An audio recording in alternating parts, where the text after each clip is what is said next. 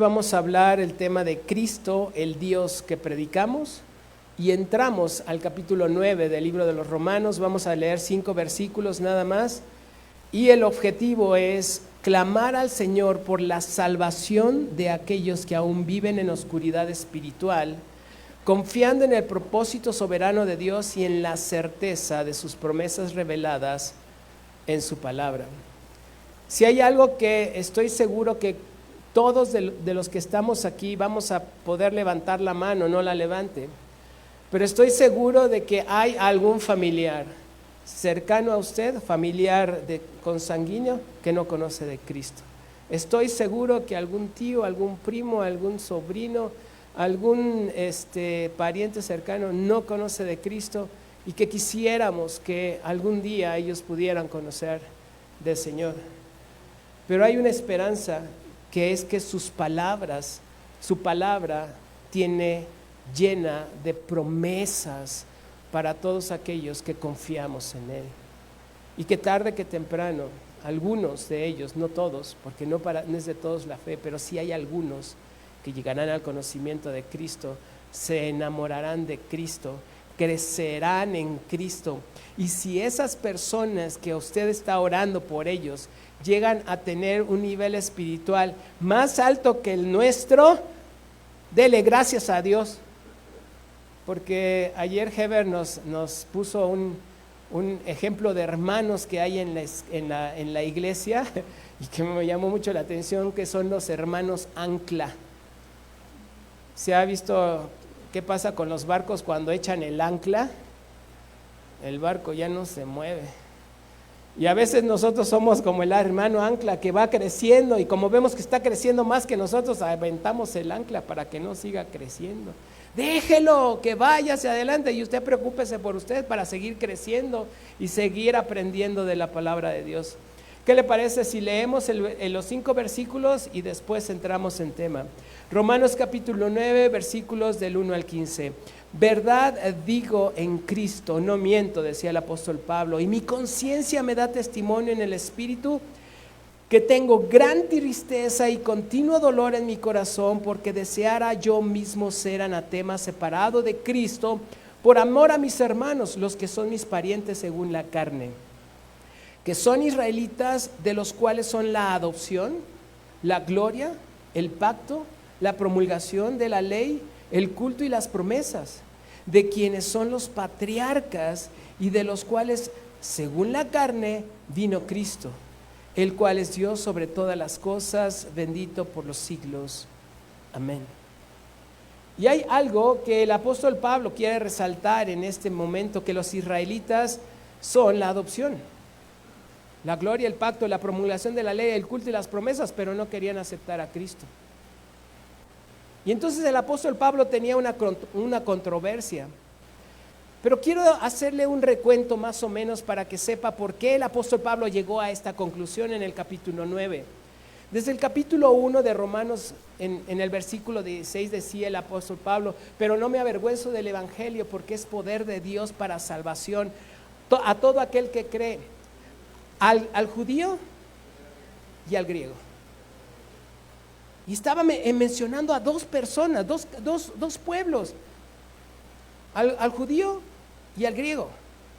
Y luego empieza a decir que conociendo a Dios no le glorificaron ni le dieron gracias, se envanecieron en sus razonamientos, y su necio corazón fue entenebrecido, y como no tuvieron en cuenta tomar a Dios, los entregó a una mente reprobada. Pero por la dureza de su corazón no arrepentido atesoraban ira para el día de la ira y la revelación del justo juicio de Dios. Y casi todos estábamos en la lona, y no hay justo ni hay uno, no hay quien entienda, no hay quien busque a Dios. Todos se desviaron, a una se hicieron inútiles, y no hay quien haga lo bueno, no hay siquiera uno. Y la verdad decíamos entonces, ¿en dónde está algo de ánimo para poder seguir adelante? Y entonces empezó a hablar el apóstol Pablo acerca de Adán, el primer hombre, y a Cristo, muerto por el pecado, y nos hablaba que nosotros también teníamos que morir por el pecado y ser siervos de la justicia. Y después viene el apóstol Pablo diciendo: el pecado que mora en mí, miserable de mí, ¿quién me va a poder librar de este hombre de muerte? Y entonces después nos habla de que tenemos que aprender a vivir en el Espíritu, y después nos habla acerca de esa predestinación que nosotros tenemos que ser conforme la imagen de su Hijo, y esa es la predestinación, ser conformados conforme a la imagen, y por Él seremos vencedores. Porque si Él es con nosotros, ¿quién contra nosotros? Pero ¿sabe qué era lo que estaba pasando en aquel entonces? Todos los judíos estaban diciendo: sí, exactamente, todos esos gentiles son eso. Todos los gentiles son, y esos gentiles necesitan todo esto, porque ellos se sentían hijos de Abraham, ellos se sentían bien, ellos pensaban que estaban perfectos, que no les faltaba nada, y que todo lo que el apóstol Pablo les estaba diciendo en los primeros 8 capítulos del libro de los Romanos, los judíos decían: sí, mugrosos gentiles, ¿ya oíste? Pero en ese momento llega al capítulo 9 y el apóstol Pablo le dice: ¿qué creen, muchachos? Eso no es nada más para los gentiles, es para ustedes también. Pero ustedes tienen un mayor problema, porque los gentiles no conocían nada de esto que estamos hablando, no conocían nada de la Escritura, pero ustedes sí. Y ustedes tienen una mayor carga que los gentiles. Llegamos al capítulo 9 y empieza el apóstol Pablo a decir lo siguiente, versículos 1 y 2 del capítulo 9 de Romanos: verdad digo en Cristo y no miento, y mi conciencia me da testimonio en el Espíritu Santo que tengo gran tristeza y continuo dolor en el corazón. Vaya que si el apóstol Pablo tenía un corazón de pastor. Vaya que si el corazón de Pablo era una persona preocupada por su pueblo. Una persona preocupada porque las cosas se hicieran bien. No sé usted como papá, al fin que ahorita los chicos están ahí adentro, ¿no? Y usted puede decir amén, sí, amén. Está preocupado porque sus hijos caminen en la verdad, que sus hijos anden en la verdad, que sus hijos se emocionen de la verdad, de Dios. Yo recuerdo que cuando, y ahorita voy a, bueno, Heber no entró a su clase, pero lo voy a ventanear el día de hoy. Yo tenía un profundo deseo de que mis hijos, estando adolescentes, se enamoraran de Cristo, caminaran con Cristo. Yo a veces los veía en el grupo, en la congregación, alabando al Señor, y parecían estatuas de sal. Y mi oración era: Señor, toca sus vidas, toca sus corazones. Yo les puedo hablar, yo les puedo decir muchas cosas, yo los puedo encerrar y hablarles acerca del amor de Dios, de la misericordia de Dios, de su bondad de Dios, pero si tu espíritu no toca sus corazones, esto no va a servir de nada. Y a veces yo los veía en la congregación y así como que desesperados, volteando para el cielo, no esperando la venida del Espíritu Santo, sino, no sé, el techo, algo estaba, y yo decía: Señor, ¿qué tenemos que hacer? Y se me ocurrió una idea: animarlos a entrar a tomar clases de música. Mi mamá, cuando yo estaba en la primaria, no conocíamos de Dios, pero mamá escuchó de que la música calmaba a las fieras y me metió a clases de música, no sé por qué. Y entonces dije: voy a meterlos a clases de música, y al principio Heber empezó a tener sus clases de música, y como que no lo había muy apasionado. Yo decía: Señor, pon un toque, haz que él pueda apasionarse al menos por la alabanza y la adoración. Cómo me gustaría que en la mañana se levantara y aquí en el cachete diga Gibson o Fender, ¿no? O Martin, marcas de guitarras. Pero poco a poco Dios empezó a tocar su corazón y empezó a ponerle maestros que eran músicos de alabanza en las iglesias. Le tocó un hijo de un pastor que era el líder de alabanza de su iglesia, le empezó a dar clases, y de pronto iba todo tan bien cuando jugando básquet se rompe la muñeca izquierda, digo la derecha, perdón. Se rompe la muñeca derecha porque él es zurdo. Y lo enseñaron a tocar derecho, no zurdo. Entonces se rompe la derecha, ¿no? La chueca. Dije, ya, se acabó todo. Pero ¿cuál fue nuestra sorpresa? Que creo que él necesitaba romperse la mano, la muñeca, porque le dijo el profesor después de que terminó su rehabilitación, oye, parece que tu muñeca quedó mejor, como que ya está más suelta. Y de pronto algo pasó en él, que empezó a ser tocado por Dios y empezó a apasionarse por la música de alabanza, empezó a involucrarse en el grupo, empezó a tocar en algunos cursos en los que yo estaba dando, y de pronto, ¡pum!, lo suben a la grande, así le llaman ellos, estos chavos, y empezó a tocar y grabaron un disco, y la verdad es que yo dije, wow, Señor, qué increíble, ahora me falta la otra. Y que tenía una voz potente, una voz que cuando gritaba en serio, pero tenía asma. Y decíamos, Señor, ¿y ahora cómo le vamos a hacer? Una persona asmática no puede cantar. Pero empezamos a orar y buscar a Dios y empezamos a involucrarla también, y de pronto, mírela, ahí cantando, con asma. Dios hace cosas grandes. Y estamos preocupados por nuestros hijos, y estamos preocupados porque anden en la verdad, y los animamos y los impulsamos, y empezamos a hacer cosas grandes para ellos, esfuerzos grandes para ellos. Mi hija, que se acaba de casar, ya tiene que 2 años, va a cumplir 3 años, 3 años de casada, ya están dándoles clases a aquellos jóvenes que se están por casar, y les están dando consejo. Y están tratando de animar a los nuevos matrimonios a que caminen en la fe, que anden en la fe y que den testimonio de la fe. Y así estaba el apóstol Pablo, y todo esto inicia con algo. En el libro del Éxodo, capítulo 7, el Señor le dice a Moisés,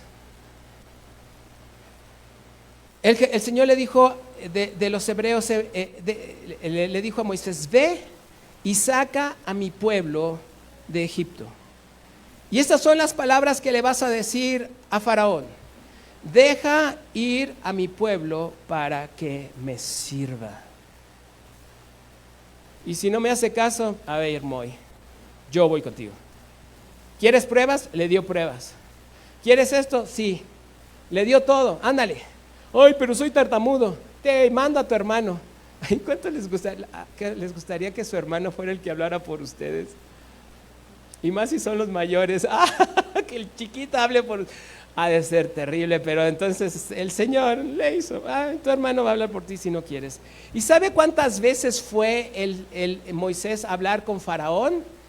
6 veces a decirle, de las 10 plagas, 6 veces le fue a decir, deja ir a mi pueblo. Le dijo, deja ir a mi pueblo la plaga de la sangre. Deja ir a mi pueblo la de las ranas. Deja ir a mi pueblo la de las moscas, la del ganado, la del granizo, la de las langostas. Vaya que si tenía corazón duro ese Faraón. 6 veces le dijo, deja ir a mi pueblo. Finalmente, el Señor saca con mano fuerte, con brazo poderoso a Egipto, y los lleva al monte Sinaí. Y ahí en el monte Sinaí llegamos al capítulo 24, y Moisés fue llamado por el Señor y le dijo, tráete a Aarón, a tus 2 hijos, Nadab, Abiú, y a 70 ancianos. Y subieron al monte Sinaí. Pero el Señor le dijo, momento muchachos, solamente voy a hablar con Moisés. Yo quiero nada más que estén escuchando lo que le voy a decir a Moisés. Y entonces llegamos al capítulo 24, versículo 3 del libro del Éxodo, y dice la escritura, y Moisés vino y contó al pueblo todas las palabras de Jehová y todas las leyes, y todo el pueblo respondió a una voz y dijo, ¿qué dijo? Léalo usted. Haremos todas las palabras que Jehová ha dicho. Se oye muy convincente, ¿no? Yo conozco a algunos que así han dicho y luego les pasa lo que el pueblo de Israel. Hasta el capítulo 32, el Señor mandó llamar a Moisés, lo llevó al pueblo, lo llevó al monte Sinaí, estuvo 40 días y 40 noches en el monte Sinaí, no para pasar un rato ahí, sino le habló de leyes, le habló de estatutos, le dio mandamientos, todo lo que el pueblo tenía que hacer, le dio la visión del tabernáculo de Moisés, le dio todo lo que tenía que saber. ¿Y qué pasó cuando el Moisés descendió? ¿Con qué se encontró? Con un mugroso becerro de oro. ¿No que iban a hacer todo lo que el Señor había dicho? Hicieron todo lo contrario. Cambió su corazón. Rapidito cambió. Jeremías tenía el mismo sentir que tenía el apóstol Pablo. Jeremías capítulo 13, versículo 17. Antes de ser llevados a la cautividad de Babilonia, Jeremías 13, 17 decía: mas si no oyeres esto, en secreto llorará mi alma a causa de vuestra soberbia, y llorando amargamente se desharán mis ojos en lágrimas, porque el rebaño de Jehová fue hecho cautivo. El corazón de Jeremías, al igual que el corazón de Pablo, lloraba por el pueblo rebelde que no quiere entender, que una vez dice una cosa y después dicen otra. Es como que el síndrome de la chimoltrufia. Así como dice una cosa, dice otra.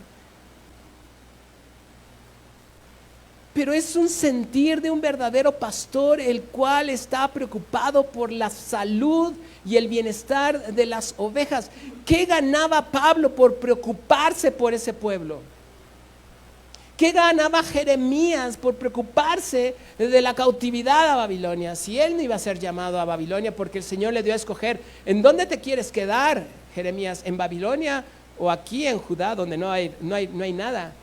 Sin embargo, Jeremías escogió ir con el pueblo, estar con el pueblo, advertir. Es el verdadero corazón de un pastor que está preocupado por el bienestar de sus ovejas. Y mire, cuando el pastor se acerque a su vida y quiera hacerle alguna recomendación, no lo hace para hacerle la vida difícil, para hacerle la vida complicada, para echarle a perder su fin de semana. Lo hace porque le tiene una visión diferente de la que nosotros tenemos, y esa visión es su bienestar. Muchachos, cuando sus papás se acerquen no están los muchachos, pero los grandes, cuando sus papás se acerquen con ustedes y les hagan recomendaciones, escúchenlos, por favor, escúchenlos, porque ellos, sus papás, lo único que quieren es que les vaya bien. Y muchas de sus conductas no son correctas, no son adecuadas. No es para echarte a perder la vida, no es para hacerte sentir mal, no es para que tú te vayas enojado a tu cuarto. Es para que reflexiones en tus caminos. Y esto nos está enseñando el apóstol Pablo. El apóstol Pablo estaba muy preocupado porque el Señor le había dado una función dentro del cuerpo de Cristo diferente. Mire, Hechos capítulo 9, versículo del 15 al 16, palabras del Señor a Ananías antes de ir a orar por el apóstol Pablo. Y el Señor le dijo a Ananías: ve a orar por el que mata a los cristianos. Imagínense que usted lo manden a orar por alguien que está matando a cristianos. Pero le dije: ve, porque instrumento escogido me es para llevar mi nombre en presencia de los gentiles y de reyes y de los hijos de Israel. Cuando hablamos de los hijos de Israel, recuerde que el reino el pueblo de Israel, las 12 tribus de Israel se separaron en dos reinos: el reino del norte, llamado Israel, y el reino del sur, llamado Judá. Y cuando habla de los hijos de Israel, está hablando de ese reino del norte. Cuando habla del pueblo de Israel, habla de las 12 tribus. Entonces, ¿para quiénes fueron los que se gentilizaron el reino del norte? Entonces, vea ¿A los gentiles? ¿A los reyes? Y a estas ovejas perdidas de la casa de Israel. Yo creo que el apóstol Pablo decía, no, Señor, a esos no me mandes porque no sé ni qué onda con ellos.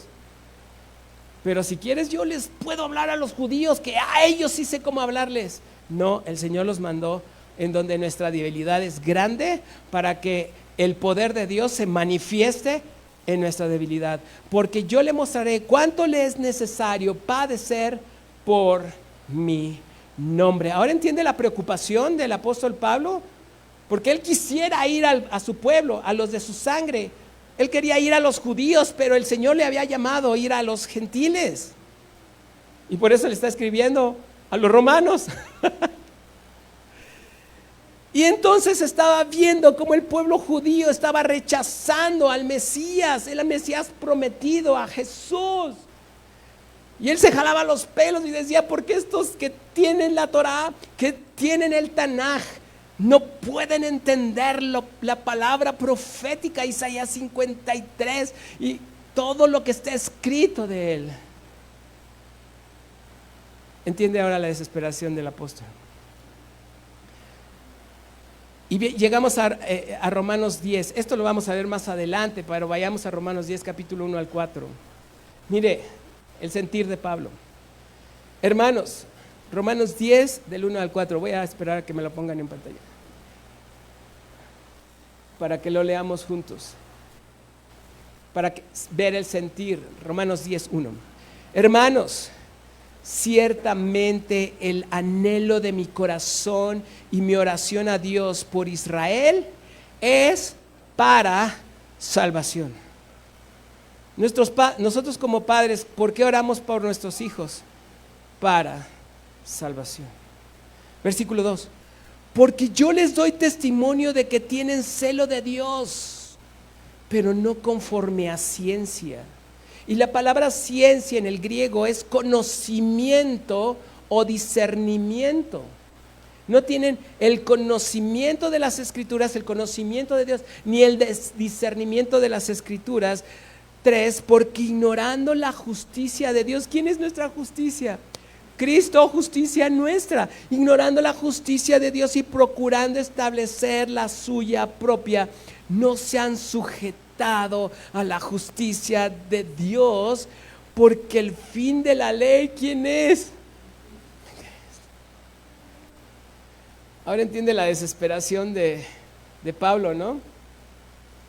Para la justicia a todo aquel que cree.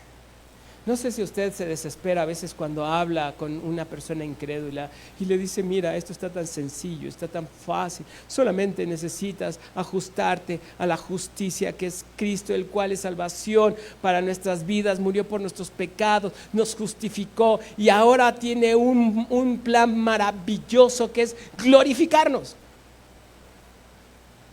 Es para tu bien. Pero nosotros seguimos rechazando el evangelio del reino de Dios que hablamos la vez pasada. Pablo oraba para salvación. Así como Moisés intercedió por el pueblo en el monte Sinaí, así como Jeremías en la deportación a Babilonia. Regresemos al libro del Éxodo otra vez. Me cae bien y se acuerda que Moisés iba con Josué, y entonces Josué, bien inocente, pues estaba chavo, le dice, ¿ya viste ese alboroto? Ay, sí, como que hay muchos gritos. No, amigo, es rock pesado lo que estamos escuchando, son música y gritos y desenfreno. O sea, el Josué, pues chavito, pues no tenía mucho conocimiento, ¿no? Pero el Moisés dijo, no, esto es grito. Y llegaron ahí el desenfreno total, el becerro de oro ahí. Para eso sí la gente es buenísima, ¿no? Llega, rompe las tablas del pacto, dando a entender que el pacto que había hecho con el pueblo de Israel queda roto. Sin embargo, la intercesión de parte de Moisés fue de tal manera que movió el corazón de Dios, y Dios decidió renovar el pacto. No necesariamente por la intención de la oración de Moisés, sino por el amor a su pueblo. Y veamos cómo oró Moisés. Éxodo 32, versículos 31 y 32. Entonces volvió Moisés a Jehová.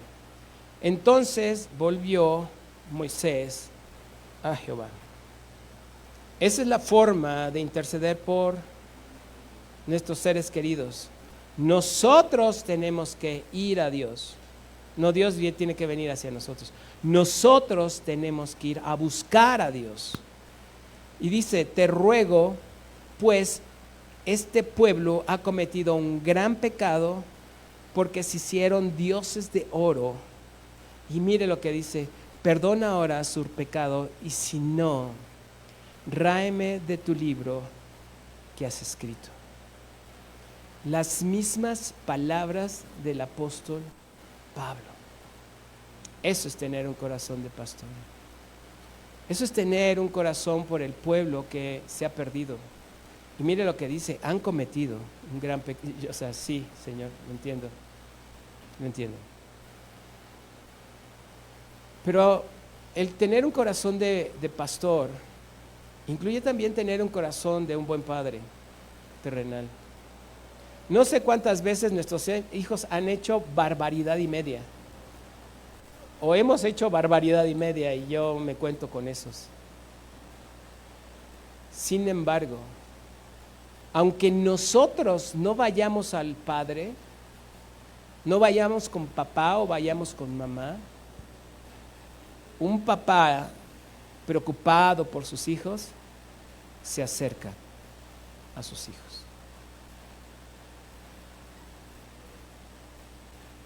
Y a veces hacemos solamente una pregunta: ¿cómo estás? ¿Cómo te encuentras? ¿Podemos hablar? ¿Podemos platicar? Si te acuerdas que lo que hiciste estuvo mal, ¿no? ¿Qué podemos hacer? ¿Qué vamos a hacer? ¿Qué vas a hacer? El corazón de un padre. Y el Señor escucha a Moisés y él inicia un pacto de renovar, un pacto renovado. Y le dice a Moisés, prepara 2 tablas, igualitas como las que yo te di, pero ahora tú hazlas. Sube al monte Sinaí. Y entonces Moisés clamó por misericordia al Señor, pero hizo algo increíble, algo que tienen todos aquellos que interceden por otros delante de Dios, y es derramar su corazón en misericordia por Dios. Y le voy a decir algo que muchos o muy pocos cristianos hacen cuando se acercan a Dios para interceder, para orar, para tener comunión con Dios. Y mire lo que hizo Moisés, y esto yo se lo recomiendo, que usted aprenda a hacer esto. Éxodo 34, versículo 8 al 9. Pero quiero detenerme un poco en el versículo 8. Esto es lo que debe de tener todo cristiano. Entonces Moisés, apresurándose, bajó la cabeza hacia el suelo y adoró. Muchos cristianos no tienen esa capacidad de adorar a Dios. Y se nota. Porque toda aquella persona que sabe adorar a Dios se ve. Lo podemos ver. Y este domingo, este fin de semana, nosotros tenemos la mayor oportunidad de aprender a adorar a Dios. Y sabe, utilizamos la música creada por Dios como ese pretexto maravilloso, ese lenguaje celestial que Dios nos ha dado, que es la música, para poder mover nuestro corazón en adoración a Dios. Pero lo que más me llama la atención es que dice, apresurándose. Y si hay algo que debe de haber en el corazón de cada uno de nosotros, es ese apresuramiento para adorar a Dios. Y yo recuerdo que recién conocí la Escritura y conocí a Dios, y realmente Dios se reveló a mi vida. Yo llegaba a la iglesia y lo primero que decía: y los muchachos, ¿a qué hora se suben? Yo ya quiero adorar a Dios. Es una necesidad mía de adorar a Dios, porque quiero interceder, porque quiero platicar con Dios, porque quiero orar a Dios, porque quiero conocer a Dios. Y la única manera que abre esa puerta de la presencia de Dios es adorar a Dios, entrar por sus puertas con acción de gracias, y a sus atrios con alabanza. Alabadle, bendecid su nombre. Frutos de labios que confiesan su nombre. Y eso es maravilloso, poder abrir, tener la llave de la adoración para abrir a la presencia de Dios, presentarme con ese gran Rey soberano del universo, y en ese momento, en la presencia de Dios, en su mismo trono de Dios, ahí toman perfectamente valor todas las cosas. Y Moisés nos enseña, se apresuró, bajó la cabeza hasta el suelo. Humillación total. Un corazón humillado y contrito no lo desprecia a Dios, y adoró. Versículo 9. Y dijo: si ahora, Señor, he hallado gracia en tus ojos, vaya ahora el Señor en medio de nosotros, porque es un pueblo de dura cerviz, y perdona nuestra iniquidad y nuestro pecado, y tómanos por tu heredad. Nosotros vamos a Dios, estamos en su presencia, abrimos la puerta en adoración y le pedimos a Dios: acompáñanos. Si tú no desciendes, mis hijos están perdidos. Wow. Yo cuando veía a mis hijos que no caminaban en el Señor, y eso que nacieron en el Evangelio, mi oración es que si tú no tocas sus vidas, ellos no van a cambiar.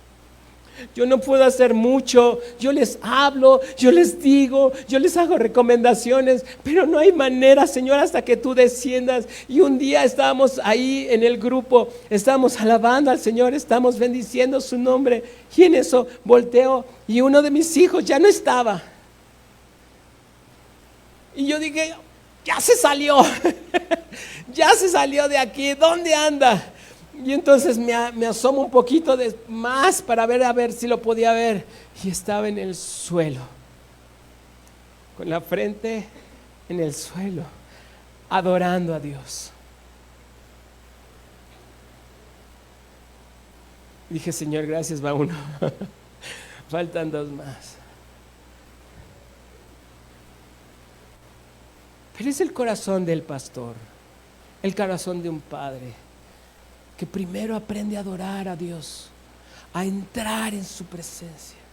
Y entonces sí podemos derramar nuestro corazón y decirle: Señor, si tú no intervienes, esto no va a pasar nunca, pero yo te ruego, yo te pido que intercedas por ellos, que te conozcan, así como Pablo intercedía por ese pueblo rebelde, y así como Moisés intercedía por ese pueblo rebelde, y Jeremías interceda.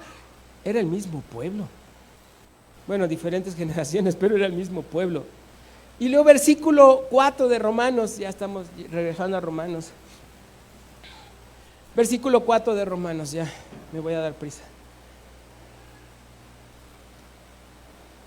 Que son israelitas, de los cuales son la adopción, la gloria, el pacto, la promulgación. Esto significa la legislación, la institución de las leyes que Dios le dio a Moisés, el culto, esto es el servicio de adoración, y las promesas. Y algo que me llamó mucho la atención de la palabra promesas en el griego es que significa el anuncio de la seguridad divina de algo bueno. El anuncio de que hay una seguridad de parte de Dios de que si nosotros cumplimos su palabra, algo bueno está escrito para nosotros. Y todo eso el Señor se lo dio a Israel. ¡Qué privilegio! Pero qué desperdicio. ¿Qué privilegio tenía el pueblo de Israel? Pero desperdiciado, porque, mire, vayamos al versículo 11, al versículo 1 del libro de los Romanos 11. Me estoy adelantando, pero no se preocupe, es para que podamos entender el por qué estaba empezando esta carta, este capítulo 9, el apóstol Pablo de los Romanos. Romanos 11:1. Digo pues, ¿ha desechado Dios a su pueblo? En ninguna manera. Porque también yo soy israelita, de la descendencia de Abraham, de la tribu de Benjamín, del reino de Judá. ¿Ha desechado Dios a su pueblo? No, lo ama tanto como el amor de un padre hacia sus hijos. Se portan mal, son respondones, son rezongones, son... Me estoy describiendo a mí, cuando era chavo. Yo era terrible, hermanos, yo era terrible, me da pena decirlo, pero gracias a Cristo que me cambió. Sin embargo, mis papás estaban ahí. Mis papás estaban orando por mí. Yo así como era, y yo era sarcástico. Mi mamá me regañaba y yo con los brazos cruzados. Y después de que todo el regaño le decía yo, ¿ya terminaste? ¿Ya me puedo ir? ¿O vas a seguir? Así era yo. Pero un día, no sé, mi papá era un tipo impresionante y amante de la oración. Se levantaba y se iba a orar. Sacaba a mi mamá de su cuarto y se ponía a orar. Y de pronto yo dije, ¿por qué mi papá saca a mi mamá de su cuarto, no? Abrí el cuarto de papá, siendo así como era. Cerré la puerta, me acerqué. Mi papá estaba hincado, con los brazos levantados en el cielo, con su Biblia enfrente. Y solamente escuché esto: Padre, te pido por Omar. Yo ya no puedo, pero tú sí puedes. Solo te pido que él pueda servir como instrumento para tu gloria. Por favor. Y caí de rodillas yo. Y así como pude, me acerqué a papá, me abrazó y le dije: Pa, quiero conocer a Cristo. Quiero tener un encuentro personal con Él. ¿Puedes orar? Creo que fue la mayor oración de lágrimas que hubo esa mañana. A pesar de cómo son los hijos,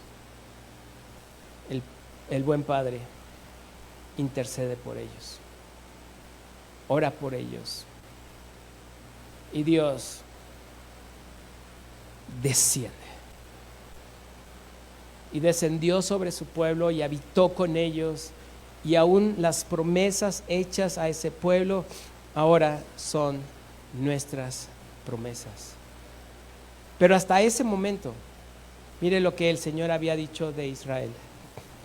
Deuteronomio capítulo 4, versículos 5 y 6.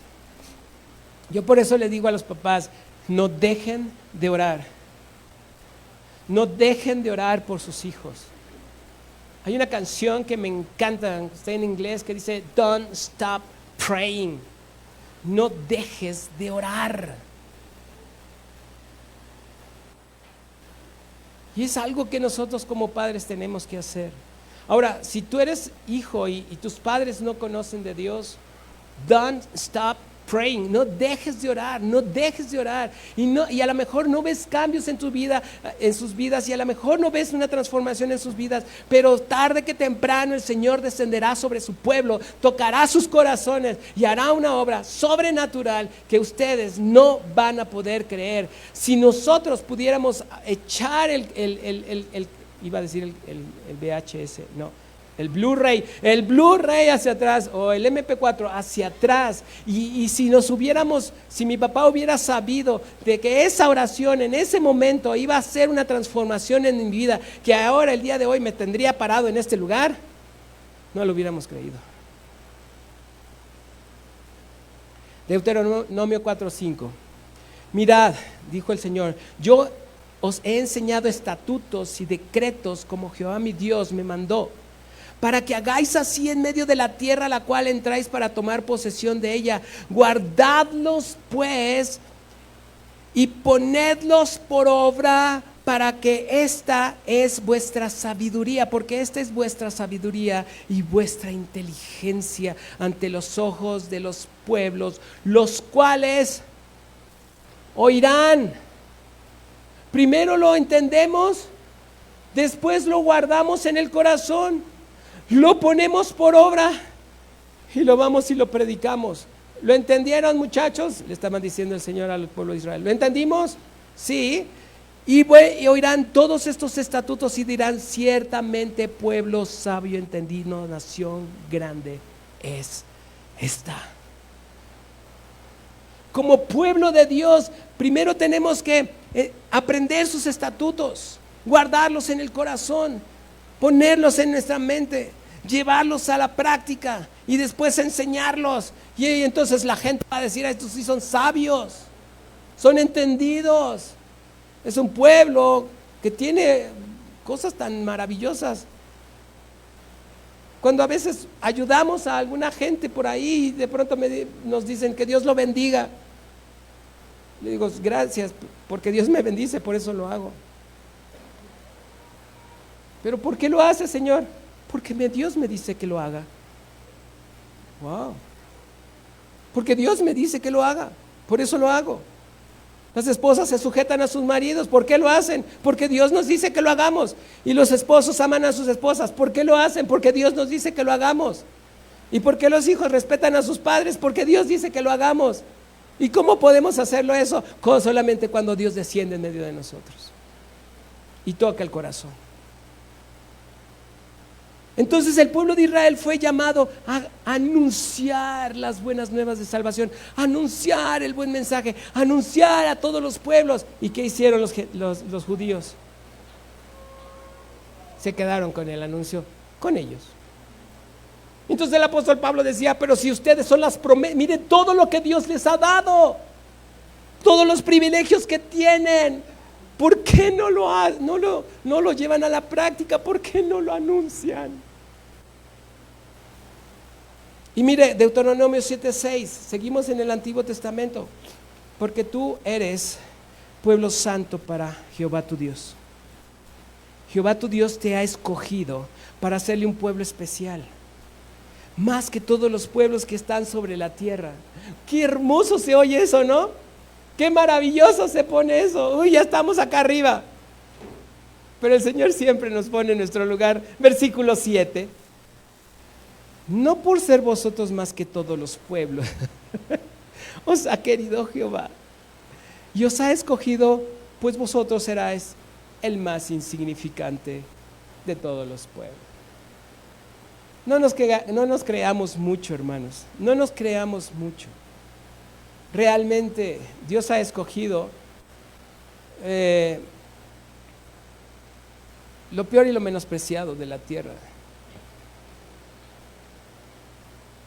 Bueno, no le quiero arruinar el día, pero al final de cuentas, ahorita lo leo. Pero, ¿se acuerda Romanos 3, 1 y 2? ¿Qué ventaja tiene pues el judío? ¿O qué aprovecha la circuncisión? Mucho. en todas maneras. Primeramente es cierto que se les ha confiado la palabra de Dios. Al pueblo judío se le había confiado la palabra de Dios. Pero como no la quisieron anunciar, no quisieron obedecer a Dios, sí, vamos a hacer todo lo que el Señor nos dice, y a la mera hora no. Entonces el Señor agarró un pueblo. Ok, bueno, Romanos 9:5. Me salté unas citas por ahí, Charlie, no te me asustes. Romanos 9:5. De quienes son los patriarcas, y de los cuales según la carne vino Cristo, el cual dio sobre todas las cosas, bendito por los siglos, amén. El apóstol Pablo, al final de cuentas, ya estaba desesperado.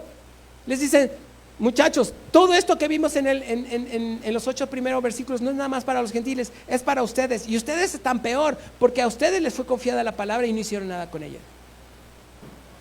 A ustedes se les anunció el evangelio y no hicieron nada con él. Mateo 28, ir y predicar el evangelio a todas las naciones. ¿Y nosotros qué estamos haciendo con eso? Y mire,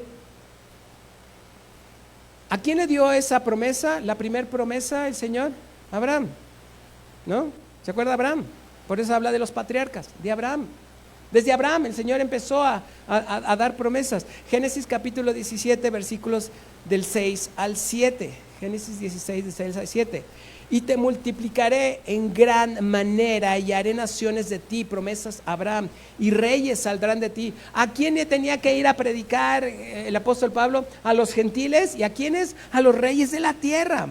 Y dice: y estableceré mi pacto entre mí y ti y tu descendencia después de ti en sus generaciones, por pacto perpetuo para ser tu Dios y él de tu descendencia después de ti. Esto quiere decir que las promesas van hacia las generaciones, y hoy nos toca vivir esta generación, y aún así el Señor tiene promesas para nosotros. Pero ¿cómo vamos a tener el cumplimiento de esas promesas si no las predicamos?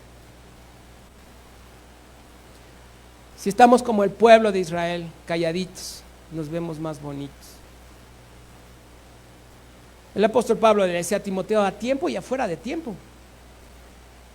Cuando te toque y no te toque. Ay, a lo mejor no es el tiempo de Dios. ¿Y tú cómo sabes?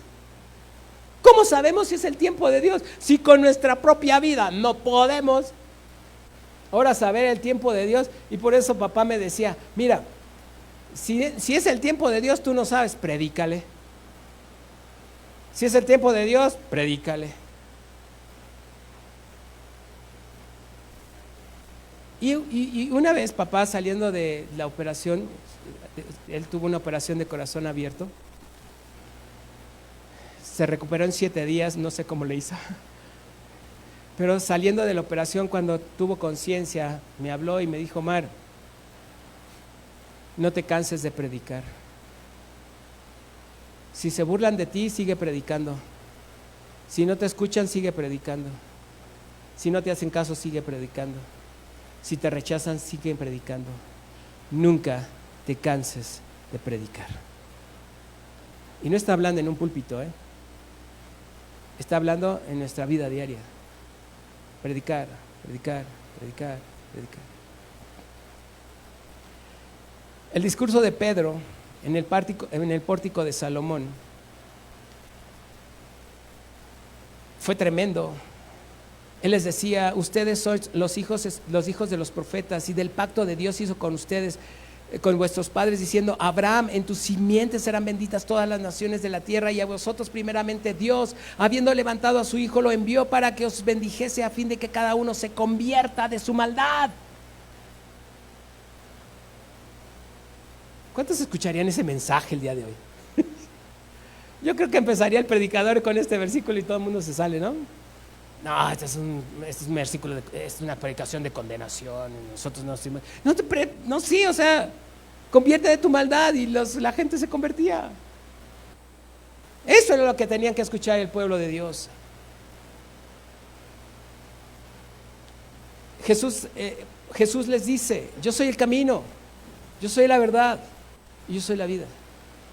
Y cuando les dice yo soy el camino, la verdad y la vida, porque los judíos entendían que la Torá es el camino que conduce a Dios. Los judíos sabían que la Torá es la verdad de Dios. Y los judíos sabían que el espíritu de la Torá es la vida. Entonces cuando les dije yo soy el camino, la verdad y la vida, yo soy el verbo hecho carne, entiéndanlo.